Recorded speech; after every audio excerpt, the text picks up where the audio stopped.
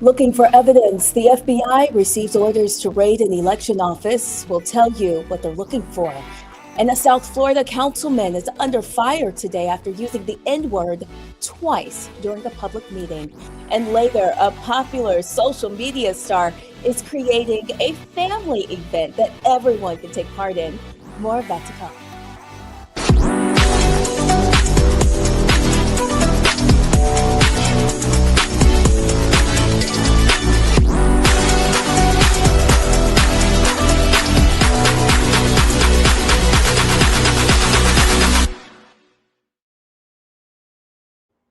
Well, good afternoon. It's Thursday, January 29th. Thank you for joining us for the breakdown with Brittany Noble.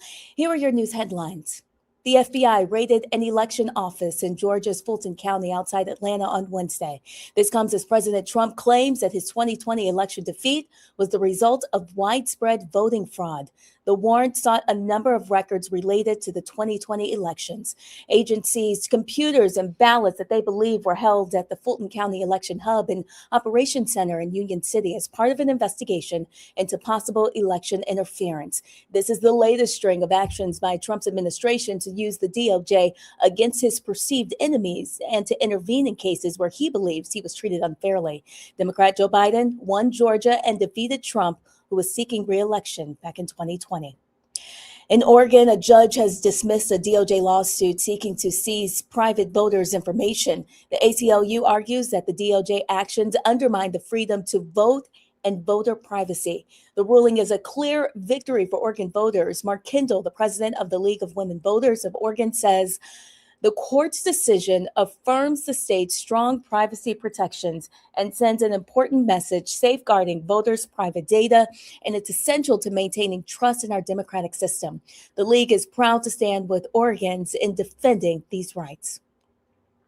In Florida, a Miami area councilman apologizes after using the N word twice during a meeting. Councilman Anders Urban says that he was quoting someone to describe where he thinks the country is heading.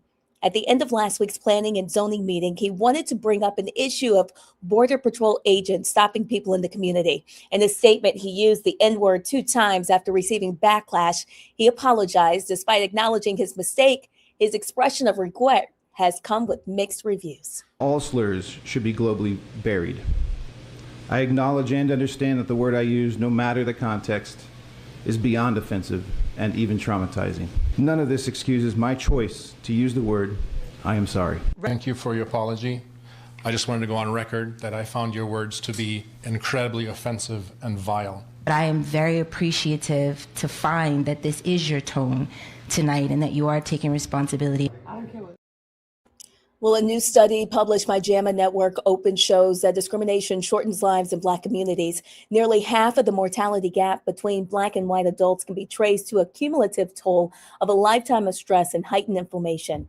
In the study, it shows chronic stress takes a biological toll that shortens lives. Well, rapper Nicki Minaj has made her stance clear about where she stands politically. She revealed that she is Trump's #1 fan at an event touting President Trump's government-supported investment accounts for babies. I am probably the president's #1 fan. And that's not going to change. Hate or what people have to say, it does not affect me at all. It actually motivates me to support him more. We're not going to let them get away with bullying him and, the smear campaigns. It's not going to work.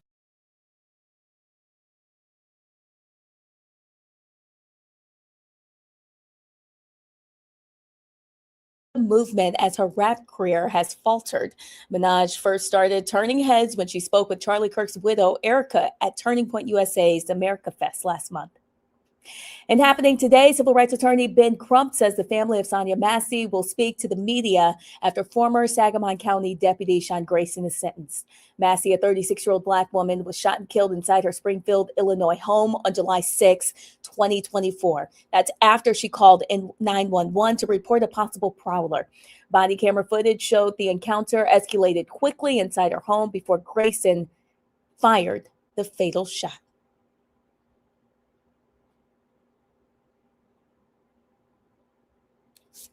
Now we want to take you to an interview with our legal analyst, Candace Kelly. Well, I want to welcome legal analyst Candace Kelly onto the breakdown today. She is a Roland Martin Unfiltered commentator, and she's an educator, and she can walk us through some of the big court cases that we should keep our eyes on. Candace, thank you so much for joining us today. Absolutely. Good to see you and be here. So let's start off in Minnesota in this battle for evidence. What's going on with Border Patrol and this recent shooting that happened there?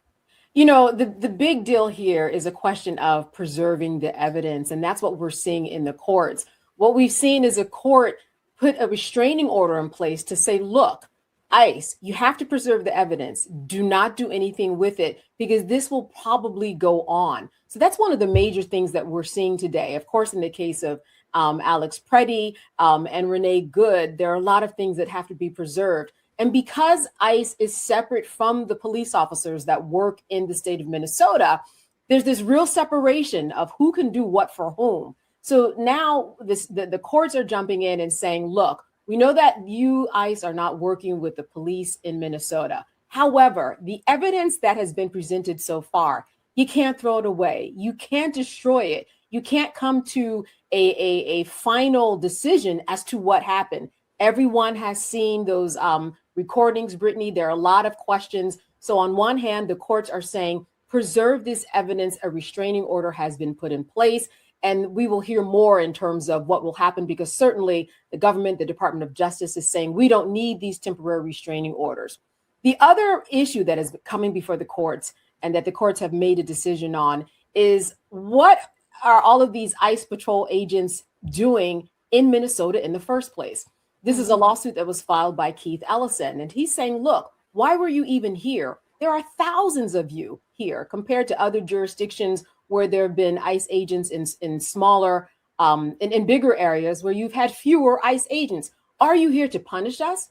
So the judge in that case said, look, we want you to answer that. Government, answer. Why are you here? Give us your justification. So they are actually supposed to answer very soon, actually today, to determine whether or not, well, you know, these are the reasons why we're here. Now, certainly Keith Ellison and the state of Minnesota is saying that we think that you are punishing us because we are a sanctuary city. We think you are punishing us because now we've heard from Attorney General Bondi saying, listen, if you want all this stuff in Minnesota to go away, you can do a couple of things for us. You can release your welfare list. You can release your private voting list. You can do these things and we'll make all of this go away. So it's like they are holding hostage, this situation in Minnesota. Now there's new things on the table. And I think, Brittany, what we're going to see is so many more new things and demands on both sides. It's just very difficult to determine where we will end up. Well, we will have to watch that case and see what happens next. Let's take it down to Georgia and the Gullah Geechee community. What's happening there? They're fighting back. Yeah, they're fighting back. They fought back. This isn't 100% win. It's interesting because I went to Sapelo Island last year and took a look at the Geechee. It was really wonderful. The Gullah culture, and to see the place where the descendants of slaves from hundreds of years ago still live. There are about 50 people who live in this community on a full-time basis. Of course, there are other people who come in and out of the community, and that's what this case is all about. This has to do with protecting and preserving land and culture. What's going on is that there are ordinances in place in the Sapelo Island saying that you cannot build a house that's over 1,400 feet. Well, the island is beautiful. I mean, it really is. I don't know if you've ever been down there, but No. There are people who want to come in, of course, and build larger vacation homes that are 3,000 square feet. So these outsiders have been coming in and saying, I need a place to vacation with my family. This 1,400 square feet limitation that you have, it won't do. So they fought in order to get an ordinance in place to build bigger homes. Well, the community said no. They fought, first of all, to even be able to have a referendum, because the powers that be in Sapelo said, you know what, and in Georgia said that this isn't even allowed to be on a referendum. So they first fought to get it on a referendum. Then the vote just recently came in within the past few days. And the people who came out and voted said, no, we do not want these homes to be built bigger than 1,400 square feet. Why? You've got tax issues that come along with that. You've got people who come in and change the land, change the culture, change everything about what's going on and what has been preserved over hundreds of years. So this was really a win for them. There are some questions that still arise, Brittany, in and around the zoning ordinances and, kind of what was old and what is now new. There's still a little combativeness, but one thing is for sure, that down there, those homes, they will not be built larger than 1,400 square feet. It also is a matter of gentrification. We know that's happening across the country. And if they had lost this vote, they literally have been inviting gentrification to come in and take place. And tell us, what note should other neighbors take from this community in Georgia? I think the note is this, that they are a prideful community, that even though they are small in numbers, they are big in heart, big in their power, and big in kind of hitting the ground running and galvanizing people to come out. Because there were about 20% of the voting base did come out to the special election, which is a very big deal.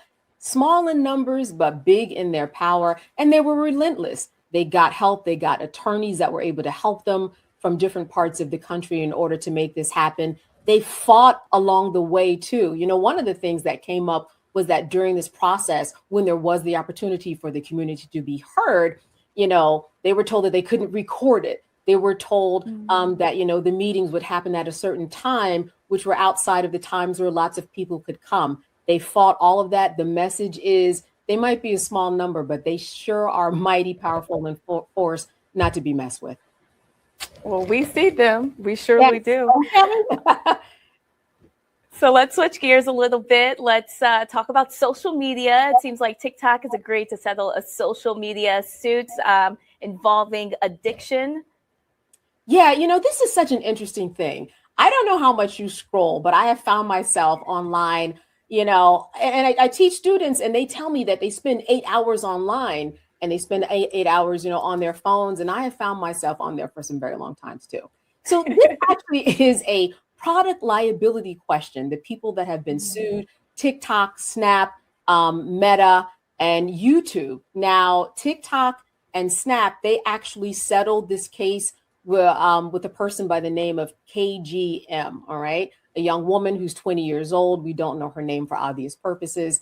But that being said, she sued all four of these entities. And what she said was, there's really a product liability case. There's a product issue with your product, in that it was a reckless process in the way that you came together to put your product, knowing that the algorithms, that the automatic push feeds would cause her to have an addiction and essentially feel bad about herself, how she looked, have suicide ideations, feel bad about her body dysmorphia, in effect causing mental illness. So she and her mother sued all four of these entities saying that this is your fault. And as it turns out, they were going to go to court just this week. Now, two of them settled, as you said. Snap settled, as well as TikTok settled. Undisclosed settlement. I'm sure that it was not small, because Brittany, one thing people should understand about settlements is that settlements make both sides happy. So I'm sure that both sides walked away with a very decent number for their pockets. But at the end of the day, you have the other two. You have Meta and you have YouTube. Those cases are going to continue. And in fact, they are in the middle of jury selection as we speak. So we are not going to see this case disappear, but we are going to hear more from their, thousands of other cases that are just like this one. This is just the first one that is actually getting attention. I also want to add, Brittany, that we're not just talking about people who are plaintiffs. We're talking about school boards that are plaintiffs, because these school boards are saying that now we're dealing with so many mental health issues because of your Snap, your algorithm, your automatic feeds, and they are now plaintiffs in this case. So there's a lot more to be seen. And I'm sure that you can understand, right? I can imagine that, it kind of is addictive. You get on there and it absolutely is addictive.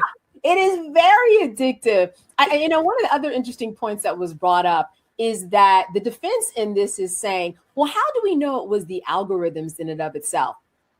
maybe it's the actual material that is making people kind of addictive. I do not think that's a very good argument. I mean, once you are on your cell phone and you look at one feed and you start liking, a little mother with her little babies or talking babies, that is what you're seeing. It messes the algorithm all the way up, huh? All the way up, right? The algorithm is I mean, there's a tyranny in the algorithm for real. So we will see more of these cases. This is the first of hundreds and hundreds to come. Well, you will certainly have to keep us updated on the breakdown, Candace. I have one more case for you to break down for us, if you don't mind. It's about a nurse practitioner in Texas accused of mailing abortion pills.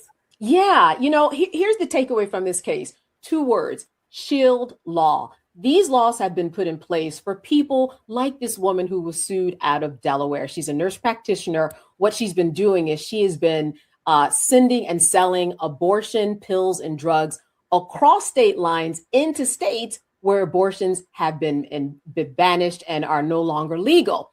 Well, here you have the Attorney General of Texas suing her. This is not the first person that he has sued, saying, you know what? What you're doing is illegal. You cannot send these abortion pills into our state. And because of that, we are coming after you. Now, shield laws are what have been put in place since the overturning of Roe v. Wade for people just like this woman in Delaware, just like this nurse practitioner. And what these laws say essentially is that you do not have to answer the subpoenas. You do not have to answer the lawsuits. You are shielded from any of the lawsuits that come from outside states. You are fine. In fact, Brittany, this happened before. Last year, there was a woman in New York. She didn't even show up to her case, and there was a default judgment against her. Ultimately, it was ruled that these shield laws did, in fact, protect her. And even though she was sending abortion pills across state lines into arenas where it was not allowed, she was shielded from it. So I think that that's what we're going to hear from this case. There's already a precedent case on record from this exact same attorney general, but I do not think he is going to quit. He is going to keep on going. But the shield laws have been in place for a couple of years now, and they seem to be doing their job. Well, Candace Kelly, thank you so much for breaking it all down for us on The Breakdown. We appreciate you, and we hope that we will see you on the show again soon. All right. Thanks for having me. And now we'll go to a quick break. We'll be right back on The Breakdown.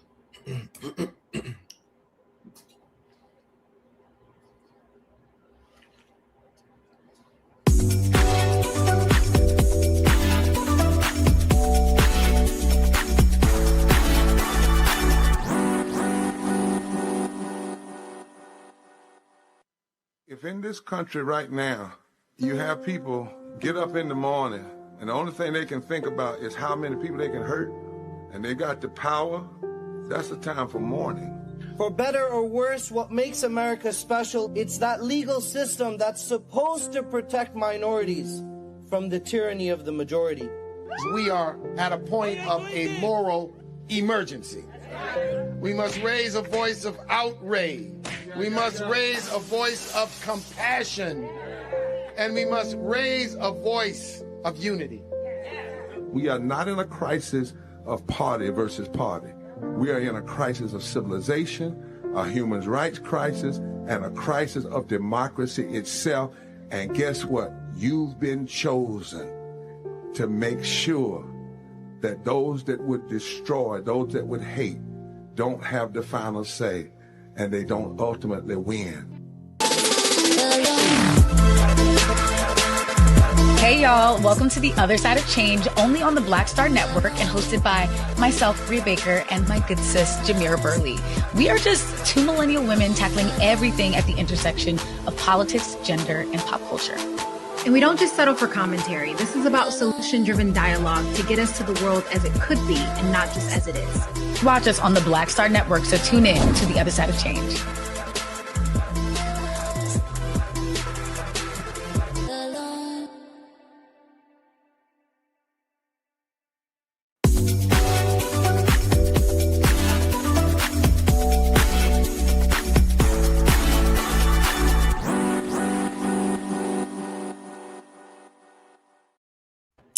Welcome back to the breakdown. Joining us now is Delano Massey of Axios. He's been digging into growing warnings from civil rights leaders about where the country is headed.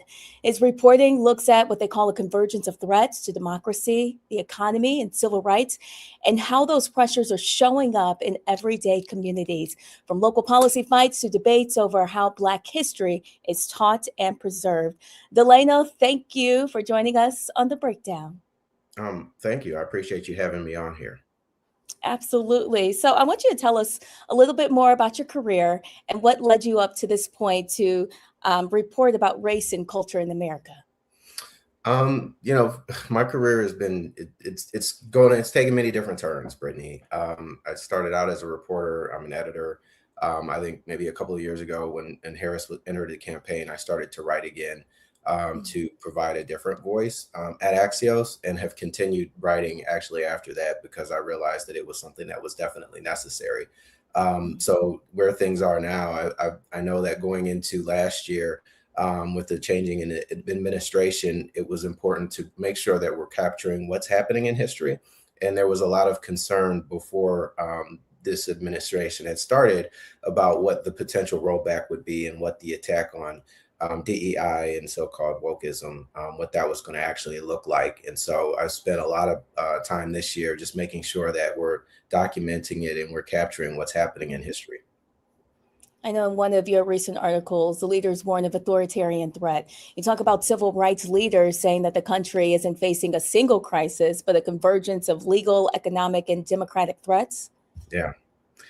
So the Urban League Roundtable was last week in Washington, D.C. They started it last year, shortly after they started to organize shortly after the election, and Mark Mariel basically asked a lot of different people to come to the table, different stakeholders, white, Black, Hispanic, men, women, LGBTQ plus. Like there were people who were stakeholders that were going to be affected by some of the policies that were going to change. That conversation last year involved about 18 organizations. Last week, 31 people were there from different vantage points. And I think it was probably more of a call to action to figure out what to do in this moment because of these threats, unemployment being one of the ways that that the changes in policy have greatly affected Black people, but especially Black women. We talk a lot about the 300,000 Black women, but we know that that number is probably much, much higher than that, potentially double, if not higher than that. So I think there's a lot of concern about, the erasure of history. And just last week, we saw them removing some of the placards that mentioned slavery just outside the National Park Museum in Philadelphia.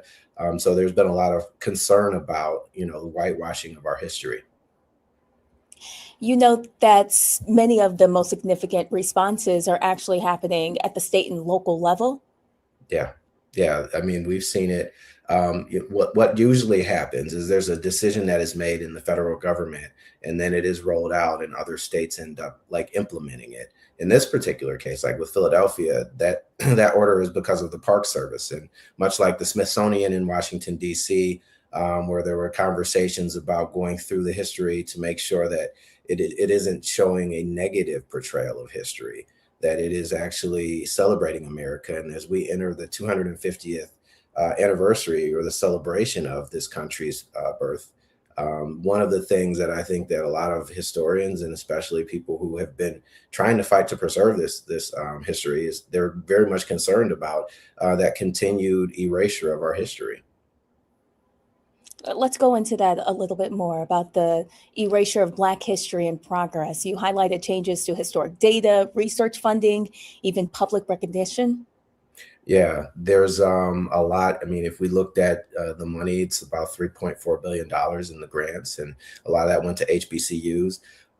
Different databases that have been eliminated, especially as it pertains to Black health, sickle cell, and the infant mortality. So we don't have information that we could actually go to now. Like if you don't have some of these databases, it's very hard to actually take corrective measures. And so what you're referencing is the Blackout Report, which was an attempt by Onyx Impact to try to quantify all of the things that happened over the past year. That there were 591 book bans, and different authors, but most of them were people who were writing about the Black story, Toni Morrison. And so I think that, collectively, I was just talking to a source yesterday about the Department of Education and not being able to tell how many Black students there are or how many Hispanic students there are. Like, this is important data because it can show you where the disparities are. But if you don't actually have any data to show, how many students you have or what their situation is, then it's very difficult for anybody to come up with some policies that are going to be beneficial or helpful to try to close some of the gaps that we know that exist in this country. I could keep talking to you about so many of the reports that you've done, but I want to take you back to something that you reported on last year. I see that polling shows that nearly 2/3 of Americans believe the country is headed in the wrong direction. But you also found that many Americans actually fear a civil conflict. Yeah, I think a lot of the concern that people have is just the divide. What was very clear, and depending on, I guess, how you look at it, or whether you believe that there is a divide or it's just a disconnection, a lot of that reporting is about people's belief in not feeling safe in this country, where there were hate crimes that had increased. We've seen more political attacks. What it does show us is that people they're in a different place than they were maybe 2 or 3 years ago, but especially if we looked at the last 5 years from what we would call the 2020, the unrest that existed then, right? The social unrest and what we would call a reckoning. But the recoil and what has happened and how the pendulum has actually shifted back the other way. I think that there are a lot of concerns about the ICE raids and whether it's Minneapolis or Chicago. Like, we have seen this country change, and people are very alarmed, and they're not feeling as safe as they used to. Well, Delano, we appreciate your reporting and all that you're doing to bring this information to us, especially here on The Breakdown. Thanks again for joining us. Thank you. I appreciate you. Anytime. Well, after the break, did you miss Roland Martin Unfiltered last night? No worries. We'll break it down after the break here on the Black Star Network.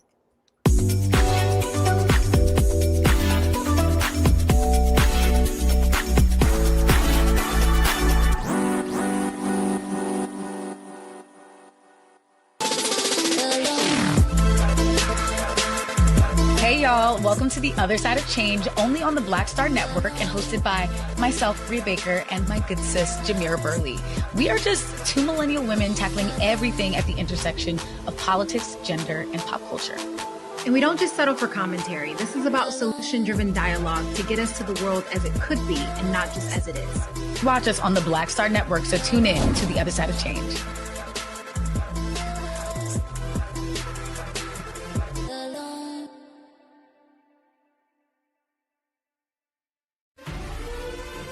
Violent white supremacy is, quote, the most persistent and lethal threat in the homeland. The greatest terrorist threat to the homeland is the homegrown violence stream, including hate crime committed on behalf of some kind of white supremacist ideology. They are coming after everything in Black America. MAGA and Donald Trump are specifically targeting Black America. They are going after the money. Attack Black Lives Matter. Attack critical race theory, attack woke, DEI. MAGA wants to defund Black America. This is a perfect example of their desire to completely degrade and de-emphasize Black people.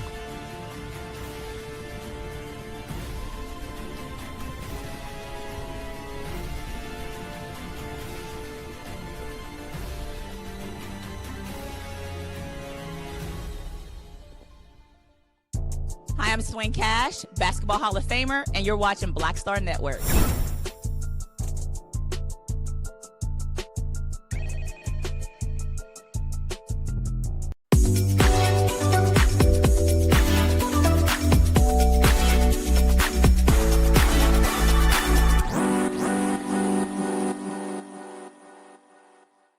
Well, in case you missed Roland Martin Unfiltered last night, Roland highlighted the genius way that Democratic Congresswoman Alexandria Cortez addressed the big pharmaceutical companies' drug price tactics. I just love really smart folk who know how to, as the late Joe Madison would say, You got to put it where the goats can get it. One of those folks is Congresswoman Alexandria Ocasio-Cortez. So in a recent health subcommittee, this hearing took place, hearing subcommittee on energy and commerce, Alexandria Ocasio-Cortez really just laid out in front of these insurance executives where she just tore apart the CEO of CVS, how she just broke David Joyner down when it came to their captive strategy of steering patients within their system, their ecosystem, where they control everything. This was brilliant questioning. Watch. Thank you so much, Mr. Chairman, and apologies if we have to move quickly here due to the time. Thank you to all of our witnesses for coming here today. Mr. Joyner, you are the CEO of CVS Health, correct? Correct. And I actually don't know how many Americans know this, but CVS Health owns Aetna, the health insurance company, correct?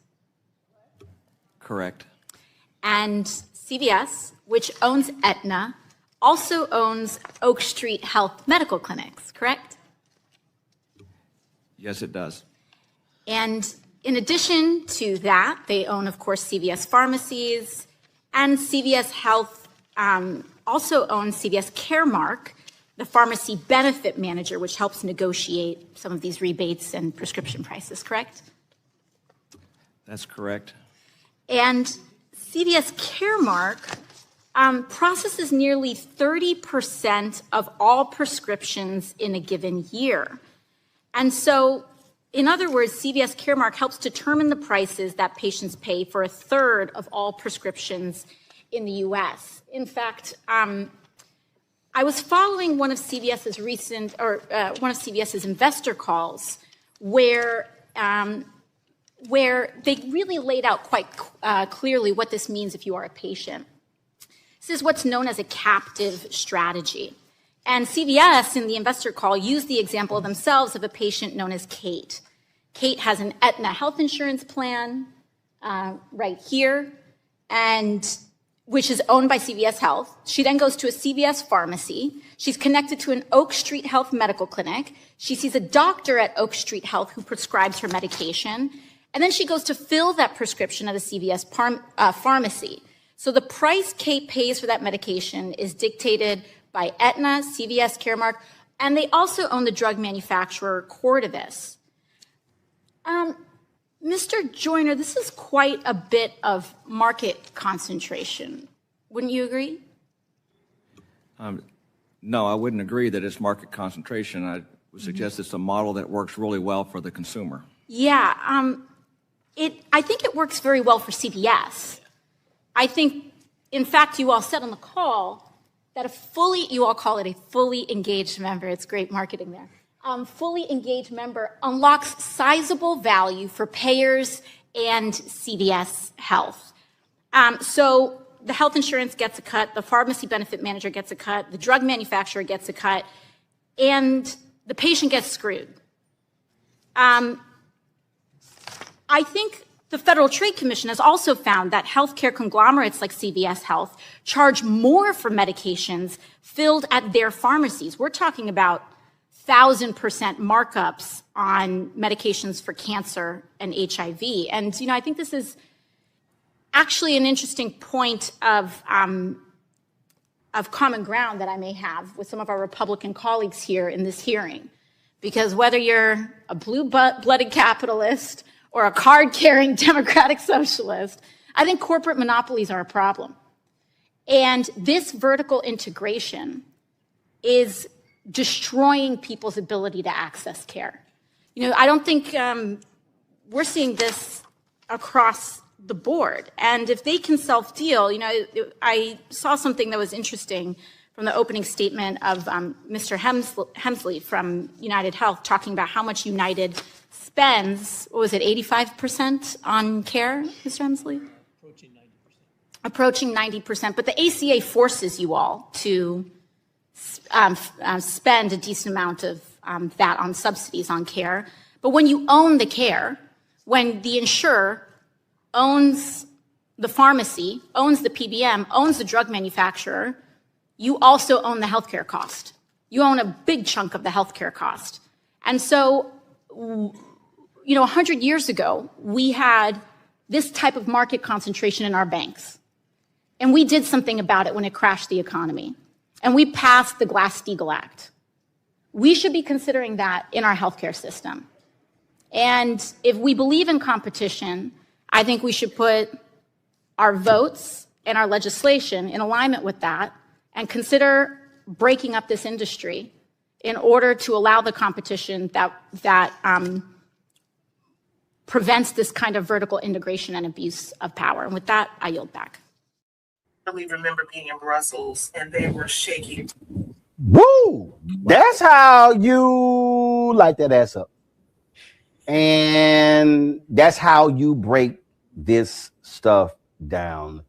Cody, a lot of people, it amazes me when I see these people, they go, oh, these, I see these hearings and these things serve no purpose. Well, the reality is when you're in the minority, listen, the hearings are there for you to actually question folks, to shed a light on what's going on. And I've covered, I mean, we've covered a lot of these different hearings, and it's stuff that needs to come out. Well, you can't, if you say, well, how are we going to get it out? Where else are you going to do it? I mean, everything is not going to be done with news coverage. So these hearings serve an important purpose to be able to question and challenge corporate leaders and political leaders as well. Yeah, absolutely. I agree. And there's no secret that insurance companies, pharmaceutical companies, they're all finding ways to monopolize the healthcare industry. And CVS obviously seems to be no different. But I want to remind people that just last year, a few months ago, several drug companies made deals with the Trump administration to lower prices. And this month, in the month of January, when prices usually jump up, several of those companies increased their prices anyway, despite the deal that they made with the Trump administration. So one, that really shouldn't be a surprise, but it's time for Congress to enact against these corporations. There are monopoly laws in place, but there have been regulations that have put in place to weaken those laws. And we also know that some of our federal government officials, their campaigns have been funded by some of these corporations. And so I like to think that I'm well read and I know some of the things that are going on. And my question sometimes when I see some of these things that are happening that are not fair to the American people, such as capitalist greed or corporation greed that we know that has skyrocketed over the last few years, especially since the 2020 pandemic, what can be done at this point? And maybe Roland, you can answer that question for me, because I'm just like, we have these public hearings, like you mentioned. What's next? How are these people going to be held accountable so that they're not essentially scamming the American people?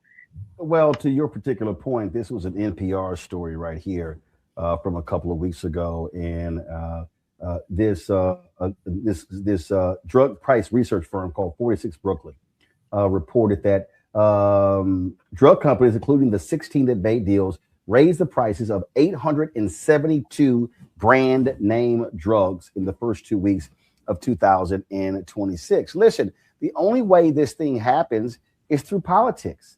A lot of people, this is where, Terry Ann, we're always on this show trying to explain to people, you have to connect the dots. Well, I cannot stand, and I'm really trying not to curse. So, I've been doing well. I'm trying not to cuss.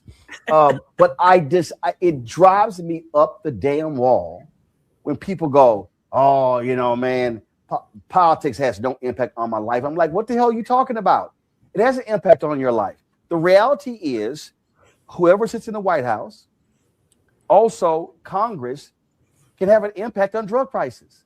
Right. The problem that we have is, and this is just a reality, you've got more Democrats than Republicans who want to do something about pharmaceutical prices, but you also got some Democrats who are bought and paid for by the pharmaceutical industry. Lobbying is fierce, and that's what you have going on. But people have to recognize Congress, federal level, state houses, politicians have a role to play on drug prices, on all sorts of things. This is why we can't sit elections out, not one. Well, we have so much more coming up for you on the breakdown, so stay with us here on the Black Star Network.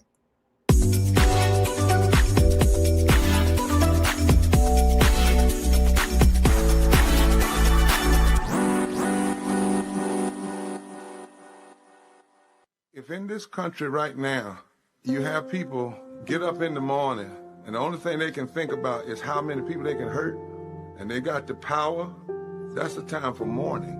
For better or worse, what makes America special, it's that legal system that's supposed to protect minorities from the tyranny of the majority. We are at a point of a moral emergency. We must raise a voice of outrage. We must raise a voice of compassion. And we must raise a voice of unity. We are not in a crisis of party versus party. We are in a crisis of civilization, a human rights crisis, and a crisis of democracy itself. And guess what? You've been chosen to make sure that those that would destroy, those that would hate, don't have the final say, and they don't ultimately win. I'm Risa Colbert, and you're watching the Black Star Network.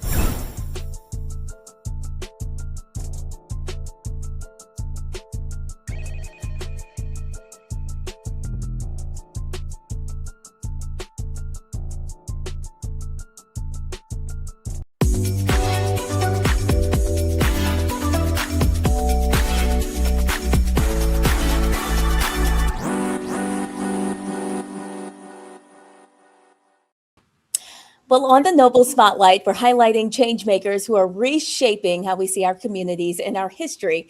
Joining us today is Samson Livingston, the founder of Through Two Eyes and creator of the Walk and Talk Tours. Through storytelling and place-based history, Samson is helping people connect more deeply to the neighborhoods that they live in and the stories that often go undertold.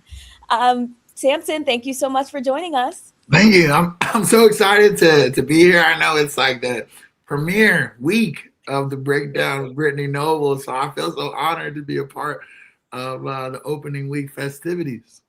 Thank you. Yes, we had to speak with you because you are doing great work in the community, Indianapolis, and really, I know you're growing. So tell us a little bit more about the Walk and Talk Tours and how you even got started doing this. Yeah, when the pandemic was going on and we had all of the Black Lives Matter protests, and rightfully so, the unrest, I wanted to do something to kind of bring attention to that, but also talk about how we got to this point in time. So when I was 25 years old, I did my first walking history tour in Indianapolis. I've always loved history. It was just amazing to see how much Indianapolis connected with the history that I was sharing. You know, I had thought that like maybe people would be apprehensive or push back, but like these are facts that I'm sharing. And I want to just echo some of Delano's points, who was speaking earlier, that a lot of this history is being erased and it's intentionally hidden from you. And a lot of times people are actually excited to learn something that has been hidden from them, that tells them about themselves, but also tells them about the city in which they live. And so it's been an amazing thing, and I love doing it. Tell us about where some of your tours are located and what kind of things that you teach people about when they're on your Walk and Talk tours. Yeah, so in Indianapolis, we have a beautiful Black history. And a lot of that is around Indiana Avenue. Okay, and Indiana Avenue was the epicenter of Black history and culture and creativity here in our city. And it was all over the place. But I have this mural that I had an artist come paint in my house. So this is not an AI backdrop. This is real. This is real art on here. That's Walker Theater in Indianapolis, named after the world famous entrepreneur, Madam C.J. Walker. And she set up here and really built her business. And all around there, all around that area, before she got there, after she left, was this thriving Black community. And so that's my favorite area to talk about. But we truly talk about Indiana history. We're just going to make sure we don't leave out the Black people that had a lot of contributions to it. Tell us about the people that go along the walk and talks with you. Like, is this life-changing to them? You know, does it change the way that they see their own neighborhoods and understand our history? Absolutely. It's very eye-opening for people. And sometimes I'm just filling in gaps. Also, sometimes people are telling me things that they've learned. You know, we take church groups, we take field trips, we take all types of corporate outings and things like that. And so one thing that's cool that I think about when it comes to the kids, I love working with kids, is that when I grew up in Indianapolis, I didn't know about this tour guide that loved history and was passionate about showcasing the stories of Black people and just all other Hoosiers. I didn't know that existed. I didn't know what that would look like, but I would have loved it as a kid. And now there's kids in Indianapolis that grow up knowing that I exist, and they can go take that into whatever aspect of their life that they want to, but they know I'm here, I'm passionate, and I care. I think it's important to show not only kids, but adults too. Like, if you really care about something, it just seeps into you. So often people ask me, how do you know all this stuff? How do you remember all this stuff? Because I care, and I think that's important. You're not just on Indiana Avenue. You are all over. Tell us about some of the big events that you've been able to partner up with and how you've been able to bring history to that. Yeah, well, Indianapolis is a world-class city, and we showcase the top-notch events in the world. And so whether we're hosting the NBA All-Star Game, we're hosting the U.S. Olympic swim trials, even we're hosting the Final Four coming up in a few months. We're going to do some tours that are themed around that. I've gone down to Evansville in the southwest part of our state and shared some history. I'm going to go down to French Lick next week. Actually, I'll be in French Lick talking about beautiful Black history and what you may consider rural Indiana. Because we've really been everywhere. So New York City was a great place. I did tours just connecting Indiana Avenue to Harlem. And Madam C.J. Walker was out there, and Babyface performed at the Apollo, and the Jackson 5. And so I love making connections. And like in my head, Indianapolis and Black Indianapolis in particular is the center of the universe, and everything is connected to it. And so without everything that I do, whether it's talking about the Tuskegee Airmen, or talking about Harlem, or talking about where the Super Bowl is going to be played, I'm going to find a way to bring some Black people from Indianapolis into that story. Tell us, Samson, why is it just so important for people to know and understand their history? I think it's so inspiring, no matter where you are, what you look like, understanding your history is the most important thing that you can do, while also having the utmost respect for every culture's history, every city's history. Everybody's history is worthy of respect and acknowledgement, And the part of history that gets overlooked the most, to me, is that era between slavery and civil rights. They don't want to really tell you what happens in between there. But the resiliency that is showed by Black people, by white people, our Asian community, all during that time with the internment camps, and even with workers' rights, all the stuff that they don't want to talk about, like the unions and all these things that made us who we are. I think it's important to know and understand, because a lot of this history, as it always does, is repeating itself. And the more that you know about what happened during some of these, after the word I'm trying to use is like tumultuous times, I guess. If you know what happened before, you can kind of see what they're trying to do and understand how to combat that. That's good, Samson. How can we connect with you online and tell us what's next for you? I really don't know. I want to maybe get up to Chicago a lot more. That's close, but I love Indiana with my whole heart. I really respect, before I plug myself, I really respect, Roland Martin and his commitment to using his voice and making sure that we are well aware of what's going on. Roland Martin's a voice I've listened to for a long time. My father, Dion Livingston, is tapped into Black media and has been his whole life. And so for me, that's really important. But I'd love for people to follow me at Walk and Talk Indy on Instagram, on TikTok. We're constantly sharing things that aren't just pertaining to Indiana, but pertaining to the whole world that we live in. And I think Indiana's a big part of that. But Walk and Talk Indy, Instagram, TikTok, Walk and Talk Indy, spell it out. Walk and Talk Indy, Walk and Talk Indy. Samson Livingston, thank you for telling us more about Walk and Talk Indy and for all that you are doing in the community. We appreciate you. On all your success, Brittany. You look fantastic. Thank you, Samson. Right. All right, we have much more coming up after the break. Stay with us. You are watching The Breakdown.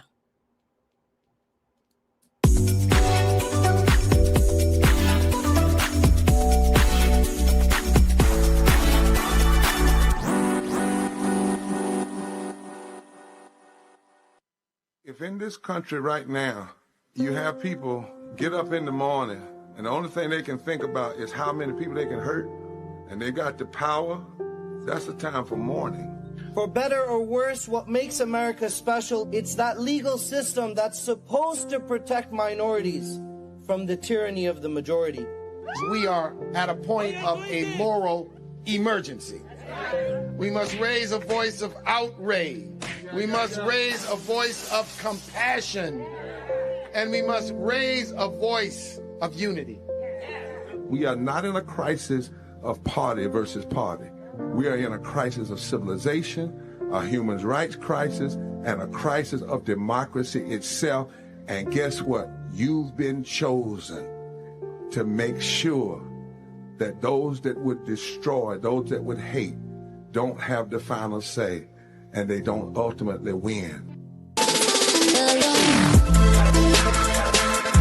Hey y'all, welcome to The Other Side of Change, only on the Black Star Network and hosted by myself, Bria Baker, and my good sis, Jamira Burley.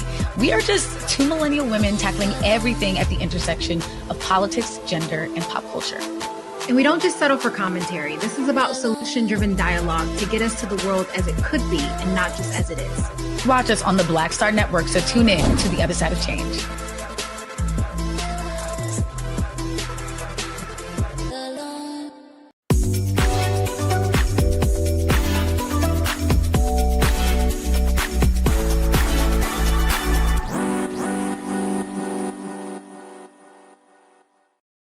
For the culture today, we're talking food, family, and the stories passed down through the kitchen. Made with Love is more than a cookbook. It's a celebration of heritage, connection, and the joy of gathering around food. Joining us today is Couture Janine Antogeorgi, the author of Made with Love, to share the heart behind the recipes and the memories that inspired them. Couture, thank you so much for joining us. Thank you so much for having me, Brittany. I'm so excited to be here. Oh, we're excited to have you. Just tell us a little bit more about your background and your family. Well, I am born and raised in Detroit, Michigan. I went to the Alcorn State University where I graduated. Go Braves. Became a second lieutenant in the Army. Did 12 years in the military. And now I am pursuing my master's degree right now for interior design. I have 4 children, married for 10 years. So. A beautiful family indeed you have. Tell us a little bit more about how you're bringing everyone into the kitchen. Well, I have a love for cooking. It's always been a passion of mine. My family is deeply rooted in Mississippi, Alabama, and my mother is also a vegan. So you mix those, country roots with a little bit of healthy eating, and that's kind of where I come into play. And just being in the kitchen brings me so much joy. With having children, a lot of times they want to help out, right? And so they're like, can I help with this or can I help with that? What can I do, right? And so I wanted to make this book to kind of shed light on how we can integrate our children into the kitchen, how we can show them now what it is that they can do. So that way, when they get older, they know the things that they can do in the kitchen and cook and learn and have a great time with us. Couture, that is good. Tell us about some of the food that brings you guys together. What's some of the dishes that you guys love to cook together? Oh my goodness. We have breakfast. The kids love buttermilk pancakes, French toast. One of their favorites right now is a Dutch baby. It can be made in a cast iron skillet. You pop it in the oven and it's ready in less than 20 minutes. In this book in particular, I have lunch, snacks, desserts, soups, even drinks and beverages. So it's really exciting. Okay. Was there a moment when you realized that I've got to write this book? I got to get this on paper? Yeah, well, there's a lot of things that I was sharing on social media, and I think it was a lot of people asking, one, for recipes, but then when they saw the kids in the kitchen, they wanted to know, how is it that you have the patience to have them with you? And so I wanted to write this book to really cultivate family time, to really show how at first it may be a strong learning curve to bring them in, but what you will really find is how to integrate them safely into the kitchen, around the sharp knives, around the hot stove, but then also to create those memories with them. And as they get older, they learn these things, right? And so they're able to do a lot of things on their own. And so you're teaching them now while they're young, and it'll pay off in the end. Well, I see you in the kitchen right now. What's on your heart today? What are you guys going to make for dinner? Well, right now we have this cold front coming. So I am going to probably cook up some beef stew tonight. We just finished our chicken noodle soup, and I know it's cold all across the country right now. So within this book, again, I have something called Broth of Life. That's a chapter where you can find all kind of great and delicious soups and stews to warm your stomachs. Ooh, that sounds fantastic, Katura. Well done. Tell us a little bit more about where we can find your book and how we can support you. Well, you can follow me on Instagram at Katura_Janine. And if you go on Amazon right now, you can type in Made with Love Cookbook Katura, and it'll pop up right there. So it'll just be exciting just to be able to have this book into your home and just invite us in. To be able to bring your family along. And even if you don't have children, if you know someone who has children, this would be a great book to learn how to bring the family together at dinner time. Oh, that is great. Katura, Made with Love, thank you so much for joining us and telling us more about your cookbook. Thank you so much for having me. I appreciate it. Absolutely. Well, folks, be sure to join us here on the Black Star Network tonight for Roland Martin Unfiltered. That show is at 6 p.m. Eastern, and you can catch up on everything that is going on. I want to thank you for just staying with us for the breakdown today at noon. I'm your host, Brittany Noble. We'll be back again tomorrow. Please find me on social media at The Noble Journalist. Have a great day.